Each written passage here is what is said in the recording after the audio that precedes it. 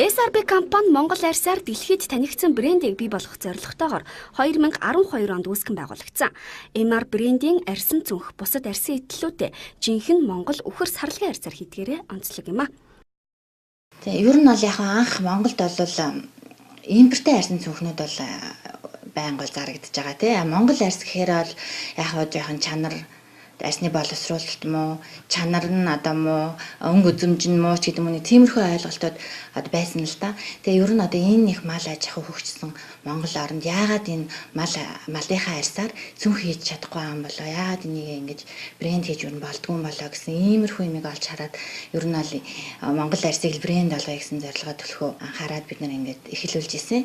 Одоо 50 гаруй загварын арьсан цүнхийг гаргаад байна. Монгол үхрийн арьс ширэн урт удаа эдлгээтэй чанартай байдгаар онцлогоо. Монгол Шивро дархан ихэнх хувьцат компани сайн чанарын боловсруулсан арьсаар бүтээгдэхүүнээ хийж байна. Харин цүнхнийхээ тоноглолууд болох цахилгаан, дотор зэрэг эдлэлүүдэд бүгд найрамдах Солонгос улсаас нийлүүлдэг байна. Одоо болохоор бид нар төрөл бүрийн гар цүнх, жижиг цүнх бас юм жижиг эдлэлүүдийг арьсан юм эдлэлүүдийг хийж ажилладаг.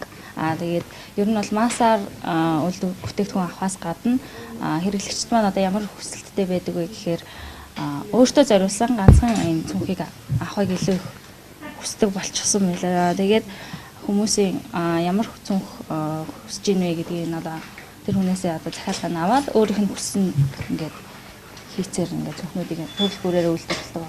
За MR брендийн цүнхнүүд маань эмэгтэй цүнхнүүд, эрэгтэй цүнхнүүд, за дээрэс нь оюутан залуучуудад зориулсан үүрэг өвчнүүд гэх зэрэг бүтээгдэхүүнүүдийг бол гаргаж байгаа.